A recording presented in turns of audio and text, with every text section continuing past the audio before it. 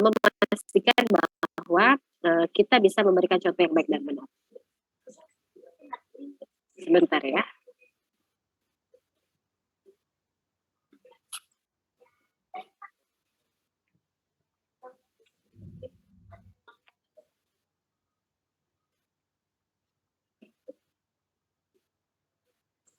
Baik mahasiswa yang saya banggakan, kalau kita berbicara tentang guru abad 21, apa yang ada di pikiran kita? Kita tidak hanya berpikir sebatas guru yang melek IT, no. Kita tetap mengedepankan yang namanya 4 kompetensi guru. Ya, yang pernah saya sampaikan dari kepribadian, sosial, pedagogi gitu ya. Itu juga harus diutamakan. Karena kalau gurunya pintar tapi tidak bersahaja, gurunya mampu bersosialisasi tapi secara IQ-nya lemah juga tidak baik. Karena kenapa? Karena syarat di setiap negara itu memiliki guru berbeda-beda. Contoh Finlandia.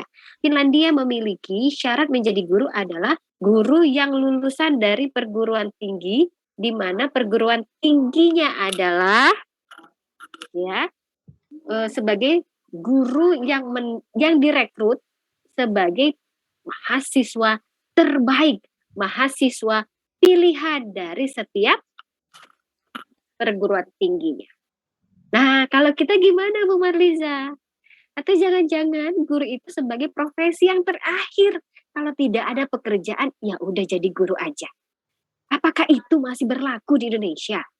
Padahal di negara Jepang, ya, yang saya katakan ketika di boom, kaisarnya mencari siapa? Guru dan dokter. Betapa terhormatnya profesi kita. Tapi siapa yang memastikan bahwa image kita itu terbang? Bagaimana semua orang memandang bahwa guru itu sungguh digugu dan ditiru? Karena kenapa? Media akan mempublish bahwa guru tidak berbuat baik kepada peserta didiknya, atau bahkan guru sendiri ya yang berbuat dianggap tidak sesuai dengan keguruannya. Dan ini berlaku. Jadi harus ada tindak lanjut untuk menjadi guru berkategori. Karena guru kita sudah dapat sertifikasi, tunjangan apa saja diberikan untuk guru kita. Setidaknya gitu ya, profesionalismenya terbangun dengan baik. Nah, contoh lagi, ada salah satu di sekolah begitu ya, citra dan wibawa kita hilang ketika kita meminta sesuatu kepada orang tua murid. Banyak terjadi bukan? Banyak. Maka daripada itu yang harus kita lakukan adalah tidak pernah meminta apapun kepada orang tua murid. Contoh ya, Mama Ilham gitu ya. Hari ini saya ada hajatan nih gitu. Ya mampir ya ke sini, kalau bisa bawa apa satu. Nah, itu udah ungkapan bagaimana kita tidak bisa mendudukan posisi guru dan sebagainya untuk diprioritaskan kehormatannya. Jadi kita tidak perlu mengajukan sesuatu hal karena responnya adalah undangan. Atau contoh lagi, kita sering mendapatkan hadiah dari orang tua murid. Yang jelas pasti ukuran subjektivitas kita, ya, kewarasan kita untuk menilai anak yang orang tuanya belikan kita sesuatu itu pasti berubah. Contoh Umi Rosilawati mengajar di kelas B, 7B. Ada satu orang tua yang orang tuanya menjadi anggota dewan. Setiap tugas oleh-oleh dari setiap daerah diberikan kepada Ibu Umi. Akankah muncul ya subjektivitas kita ketika kita memberikan nilai 5 kepada anak tersebut? Pasti. Ada kenapa? Karena nggak enak Bu, orang tuanya baik sekali. Sudah memberikan ini dan itu. Nah, yang harus kita sampaikan adalah ada satu prinsip sekolah yang saya acungkan jempol di Jakarta Timur, di Jakarta Selatan, ya. Ada satu sekolah Islam di mana setiap orang tua yang datang ke sekolah ketika pembagian rapot, jika membawa amplop atau kado, harus diserahkan ke ruangan kepala sekolah, meskipun diterima oleh guru bersangkutan. Bu, gimana Bu nanti? Yaitu, sistemnya adalah pembagian. Kalau amplopnya semua, dalam satu kelas ada 30, kasih amplop semua, dikumpulkan semua. Dihitung totalnya, dibagi secara rata. Luar biasa ya. Luar biasa. Karena kenapa? Karena mungkin saja kita tidak tahu unsur keadilan itu dari mana. Maka daripada itu tidak boleh adanya memberikan sesuatu kepada guru sebagai subjektivitas kita untuk menaikkan grade anak kita. Jadi biarkan saja, kecuali gurunya sakit, gitu ya, kita berkunjung ataupun kita memberikan sedikit makanan gitu dalam rangka mendoakan gurunya agar cepat sembuh, itu boleh-boleh saja. Nah, tapi kalau ada niatannya adalah bagaimana supaya guru bisa menaikkan grade anak saya, karena saya tahu kelemahan anak saya adalah malas adanya, malas belajar gitu. Nah, pasti kan Ibu Umi ragu gitu ya, memasukkan angka 5 itu rasanya tidak tega. Karena kenapa? Ya karena tadi, subjektivitas kita tinggi ketika orang tua sudah memberikan sesuatu. Oke, kita lanjutkan bagaimana makna sebagai guru profesional yang sejatinya harus memiliki sejumlah kecerdasan. Oke, kecerdasan secara intelektual, kecerdasan secara emosional, kecerdasan secara sosial, moral, dan spiritual. Kita pastikan kembali bahwa gitu ya, bahwa guru yang intelektualnya tinggi mampu menjadikan secara emosional terarah hingga ya balik lagi kesehatan mentalnya tetap baik, perkembangan anak didiknya dijunjung tinggi. Sosial seperti apa? Mengacu kepada bagaimana setiap guru mampu berkomunikasi kepada orang tua, menyampaikan permohonan, menyampaikan informasi, menyampaikan kabar berita apapun, dan berkomunikasi secara dua arah. Dan juga harus menjunjung moral dan spiritual kita. Jadi jangan sebatas kita mengajarkan saja kepada peserta, tapi kitanya dulu harus dipoles. Bu, saya ini kalau sholat masih belum on time, ayo kita jadikan sholat 5 waktu itu ketika azan harus segerakan. Berwudu. Nah setelah berwudu jangan ngobrol lagi. Biasanya kalau sudah dipegang, dicenggol oleh teman-teman di kantor, jadi ngobrol lagi. Ya, wudunya tepat waktu, sholatnya molor. Ya, yang biasanya sholatnya di akhir waktu atau bahkan terlambat atau bahkan tidak sholat sama sekali, itu harus disempurnakan secara spiritualnya. Oke, seorang guru yang pada dirinya terdapat kecerdasan yang ada intelektual, emosional terjaga, terbangun sosial, dan bagaimana moral dan spiritualnya juga dijunjung tinggi, itu harus disebut sebagai guru yang ideal.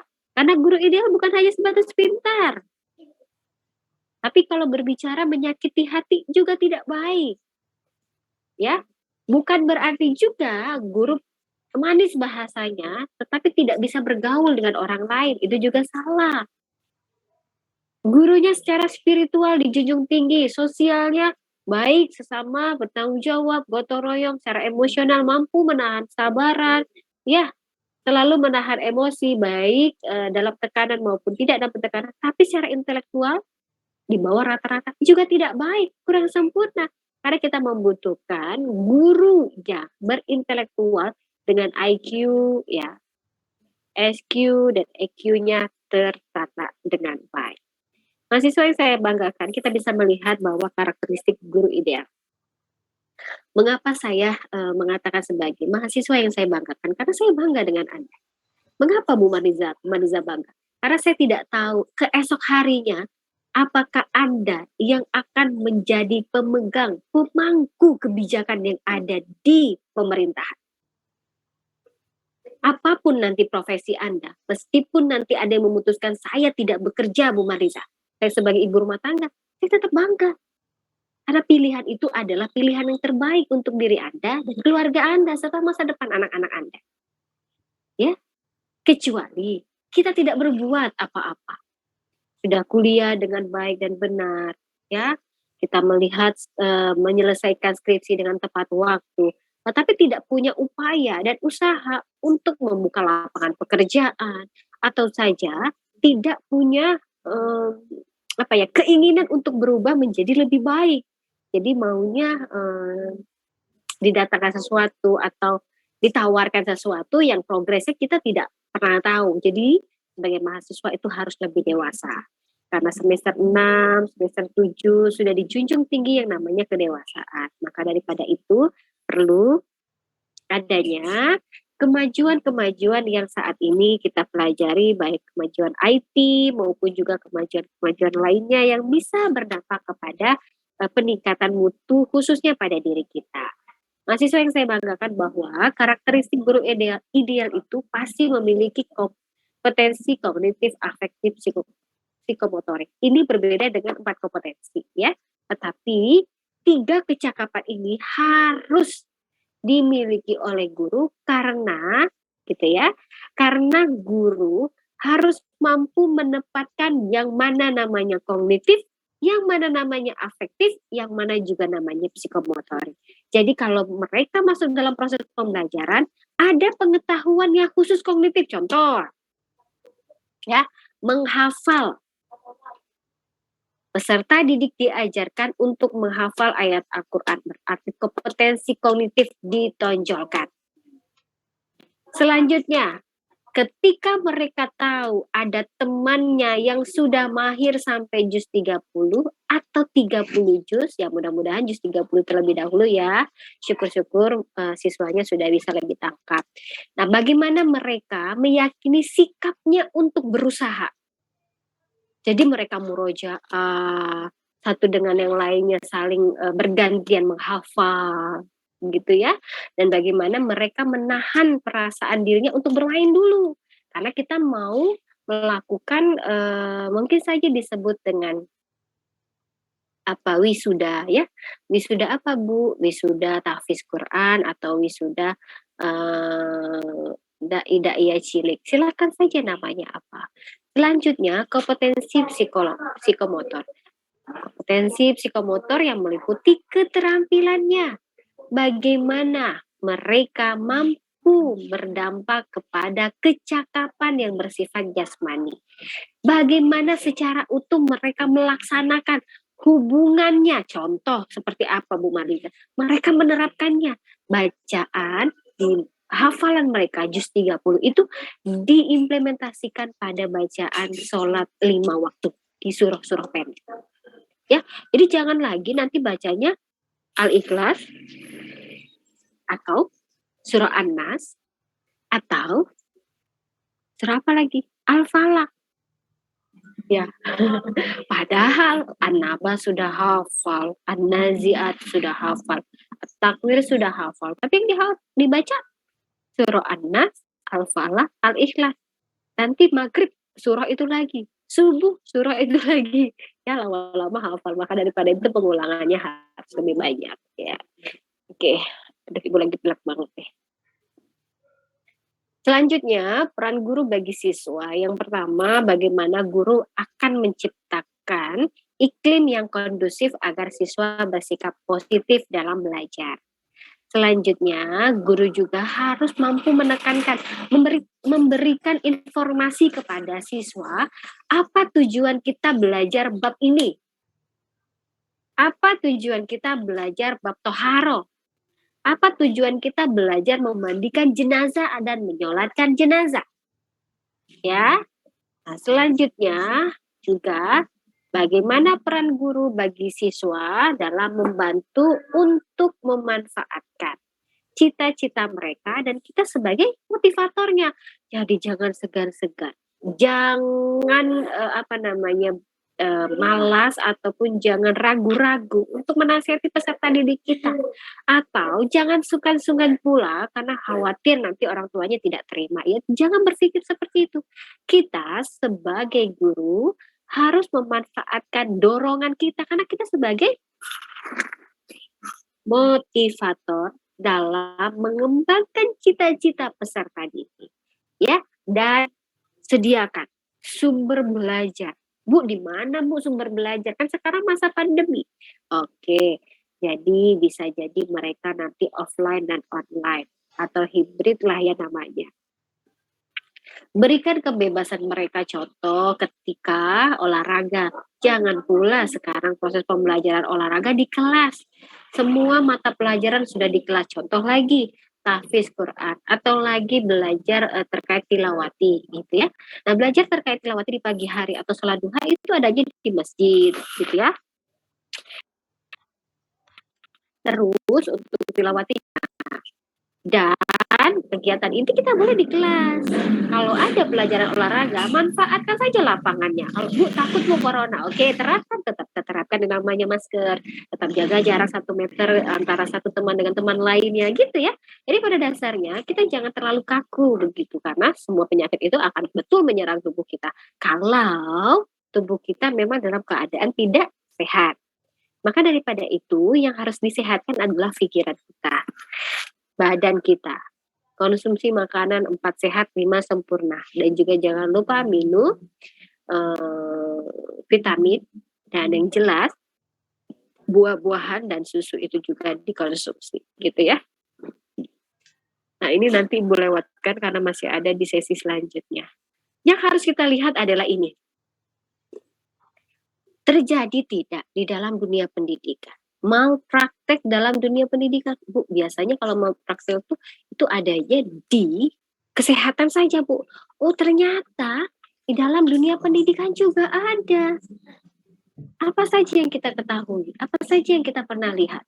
Contoh, ya. Pembelajaran hanya berjalan satu arah. Gurunya menjelaskan sendiri, siswanya sibuk. Ada yang ngobrol, ada yang main handphone, ada yang gambar, ada yang ngobrol juga. Ya, jadi gurunya hanya menjelaskan, terserah siswanya mau mendengarkan atau tidak, ada yang mau tidur terserah, mau makan terserah. Nah, ini sama saja namanya mau praktek di dalam dunia pendidikan. Selanjutnya, apa yang diajarkan guru tidak menarik perhatian dan minat siswa. Karena apa yang diajarkan merupakan hal yang tidak bermakna bagi mereka. Contoh saja ya, mereka adalah lulusan pesantren yang kalau membaca Al-Quran secara tajwidnya sudah baik dan benar. Kita mengulang kembali materi itu di mana mereka sudah khatam. Maka yang harus kita lakukan adalah bagaimana membaca Al-Quran dengan nada. Mungkin itu yang belum dipahami ya. Kalau secara tajwid sudah baik, tetapi secara nada mungkin belum. Ya, ada nada roh, bayati, jawabul jawab. Nah, itu bisa dipraktikkan kepada anak-anak kita jika memang itu tidak bermakna dan kita bisa memberikan sumbangsi ya, pelajaran yang lebih menarik lagi. Azhar di kampus ya? Itu jalan-jalan si Azhar.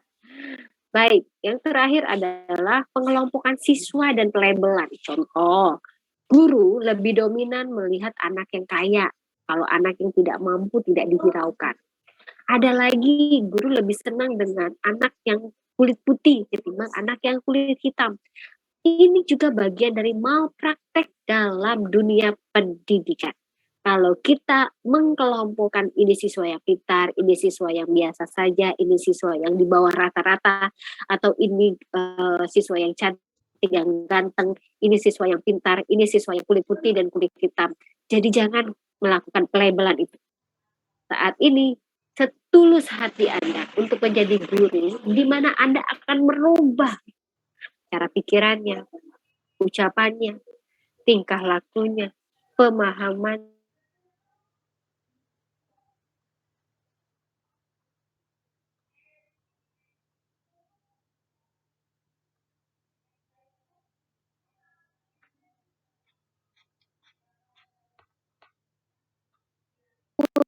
Dengan sabarnya, memang sabar paling susah ya untuk diterapkannya. Ngomong sih mudah katanya gitu, Bu, kalau ngomong sabar sih mudah. Ya, tetapi kita belajar. Seperti kita menahan berpuasa 1 bulan lamanya untuk mendapatkan kemenangan secara hakiki. Kita mendapatkan di mana pintu surga dikhususkan untuk umat muslim dan muslimat yang memang berpuasa dan taat pada ya aturan dan ketentuan yang Allah tetapkan. Baik. Ini terkait psikologi pendidikan. Nah, kita bisa melihat fungsi dan peranan guru. Wah, banyak sekali ya. Bahkan ini bisa lebih dari 18 ini. Bu, guru itu sebagai sahabat. Di sini tidak ada ya. Bisa kita katakan guru itu adalah sahabat. Ada juga yang mengatakan adalah guru itu adalah ibu. Atau guru itu adalah kalau dikatakan sebagai guru adalah jendelanya ilmu juga bisa. Tapi kalau saat ini banyak informasi yang bisa didapatkan oleh siswa melalui gadgetnya, yang mereka akan merasakan tertantang ketika mereka mencari sumber informasi yang ada di Google dan sebagainya. Nah, jadi lebih mengasihkan ketika mereka berada dan memegang gadgetnya masing-masing, apalagi sudah memasukkan di dalam medsosnya mereka. Ya, ada berbagai fungsi dan peran sebagai pendidik. Jadi bukan hanya mendidik saja tapi mengajar. Tapi tidak sebatas mengajar saja sebagai pembimbing. Tidak sebatas membimbing saja tapi melatih. Tidak bergerak sampai di situ, ketika ada kesalahan dan sebagainya, maka kita harus menasehati, memberikan pembaharuan. Contoh, ketika peserta didiknya sering terlambat, maka diberikan nasihat dan juga diberikan solusi bagaimana supaya dia besok nggak terlambat lagi. Tidur tepat waktu, jangan banyak nonton TV dan bermain di luar, dan ritme tidurnya harus diatur agar keesok hariannya tidak terlambat lagi ke sekolah. Gitu. Oke. Nah, ini sebagai motivator, fasilitator, anggota masyarakat silakan saja boleh disepakati atau tidak disepakati. Tapi dari 18 ini fungsi dan peranan guru akan menjadi lebih di tangan Anda dan Anda bisa memastikan bahwa guru sebagai apa terkait dengan apa yang Anda pandang. Baik mahasiswa, ada pertanyaan sampai di sini? Silakan kalau ada pertanyaan. Kalau tidak ada pertanyaan, Ibu mau mengajukan pertanyaan ya.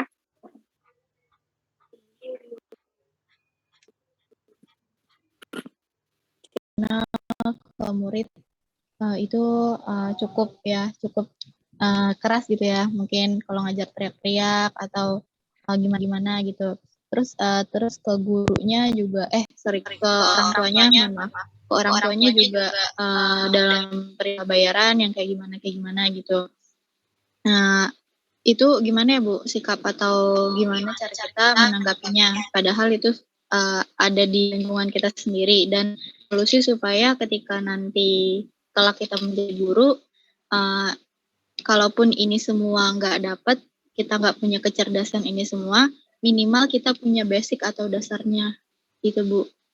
Itu sih yang mau saya tanyain. Kalau ada salah mau dikoreksi. Terima kasih banyak Bu. Baik, terima kasih Hesti. Pertanyaan yang bagus sekali untuk bisa dipahami oleh mahasiswa.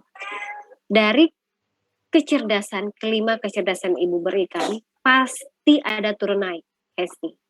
Karena masyarakat Indonesia itu kental dengan adat istiadat. Contoh, Bu Marliza ini biasanya suka teriak-teriak kan kalau di kelas. Ini karena kita Zoom aja nih. Kalau kita offline, Bu Marliza itu biasanya teriak-teriak. Virial, coba dibaca. Karena kenapa? Karakteristik. Hesti gitu. Karena cara berbicara dan logatnya setiap orang berbeda. Oke ya, kita bicara tentang keanekaragaman. Tetapi ini bisa diasah ketika seorang kepala sekolah membuat suatu pengembangan untuk guru-gurunya dalam bagaimana melakukan public speaking. Ibu Marliza terus belajar kok, gitu ya. Dulu ketika ngajar suara saya terlalu kecil. Ketika saya menaikkan volume, ternyata mahasiswanya terkaget-kaget karena kebesaran suaranya. Ya, oke, dilatih lagi. Gimana Bu caranya melatih? Di depan kaca. Oke ya. Kadang direkam. Sudah benar belum? Senyumnya sudah bagus belum? Atau jangan-jangan senyumnya memaksa. Gitu. inginnya membuat siswa-siswinya senang, tapi jadinya geram karena dibuat kaku gitu. Maka daripada itu, pada dasarnya Hesti, secara intelektual itu pasti sebagai guru itu harus secara sadar kita memahami intelektualnya harus normal atau IQ-nya secara normal, tidak boleh di bawah normal, ya. Karena dia akan mengajarkan orang-orang yang normal dan orang yang inklusif akan berkehidupan secara normal. Selanjutnya, sosial.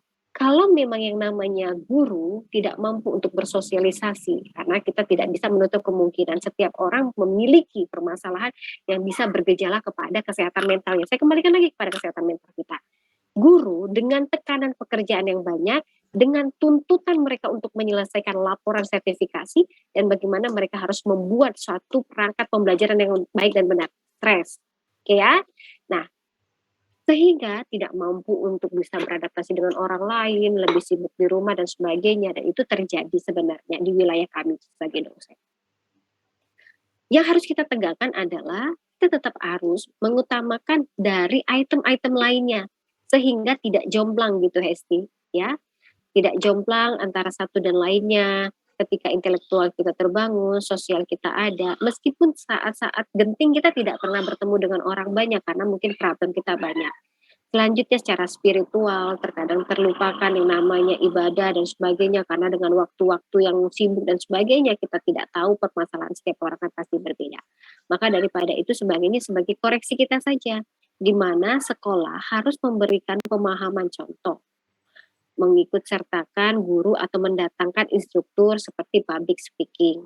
Kedua, kalau gurunya tadi ya biasanya kita mengikuti yang namanya acara sebelum Idul Fitri ataupun bagaimana kita mengkaitkan spiritual yang ada guru-guru untuk bersilaturahmi, ya.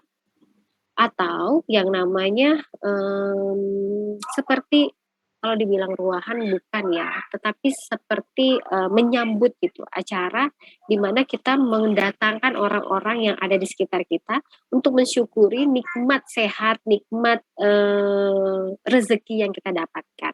Maka daripada itu, pada dasarnya pimpinan, kepala sekolah harus banyak upaya, harus banyak strategi untuk menghidupkan yang ada di dalam kelas. Contoh lagi, Bu, ternyata ketika kami pahami gurunya secara intelektual sudah baik, secara sosial sudah beradaptasi dengan lingkungannya, tetapi ternyata ketika kami lihat emosionalnya yang tadi teriak-teriak dan sebagainya, kita lihat lagi. Ketika teriak-teriak itu sudah memang menjadi kebiasaannya di rumah karena memang logatnya, ya teman-teman yang lainnya karena logatnya. Ya coba kita turunkan lagi informasi itu supaya kita sampaikan kepada kepala sekolah agar kepala sekolah yang dapat memberi teguran kepada gurunya. Oke ya, boleh. Kepala sekolah harus menerima kritik dan saran dari orang tua murid atau kepada wakil kepala sekolah. Karena biasanya kalau kita menyampaikan langsung kepada gurunya akan berdampak pada ketidaksukaan atau dianggap melampaui dari informasi itu. Kalau kepala sekolah kan enak karena bisa bicaranya adalah kinerja gitu. Karena bicaranya membawa nama ke orang tua murid gitu kan, tidak langsung kita yang menginformasikan. Nah, boleh saja nanti disampaikan bahwa ada informasi dari orang tua murid yang menyatakan bahwa cara ibu menyampaikannya terlalu terburu-buru atau suara yang ibu keluarkan terlalu keras sehingga peserta didiknya menerimanya seperti terkaget ataupun ada yang anak mungkin saja kita tidak tahu, wallahu alam, ada yang sakit jantung dan sebagainya sehingga mendapatkan suara yang besar itu detak jantungnya semakin kencang gitu ya. Jadi itu hal yang tidak boleh kita diamkan saja. Itu harus disampaikan kepada kepala sekolah, harus disampaikan juga kepada orang tua murid atau kepada komite, karena komite itulah adalah suara kita yang akan disalurkan kepada kepala sekolah. Begitu ya Hesti ya. Oke, yang lainnya siapa lagi yang ingin bertanya? Baik Bu, terima kasih banyak. Sama-sama Hesti. Anissa, Rahma, Ahlamia, ada yang ingin ditanyakan? Jadi, yang kita harus tanggapi adalah, Bu, jadi guru itu capek ya? Kalau sekarang kalian bilang capek, seterusnya Anda akan merasa capek. Terus apa yang harus saya ucapkan? Jadi guru itu adalah ibadah. Karena ketika kita melihat peserta didik kita tidak bisa, sampai dengan usaha titik terakhir kita, sampai dengan peserta didik itu tidak bisa, kita sudah menyerahkan semuanya kepada Allah. Ya, dan jangan sampai ketika kita melakukan sesuatu hal karena pujian, karena ingin mendapatkan sesuatu, dan itu kembalikan lagi bahwa kita ingin ibadah dan memastikan proses di dalam kehidupan kita menjadi ladang pahala kita menuju surganya Allah. Oke, siapa ini suaranya masih terdengar? Yuk, yang lain siapa? Ibu. Yuk, ya silakan. Yang ini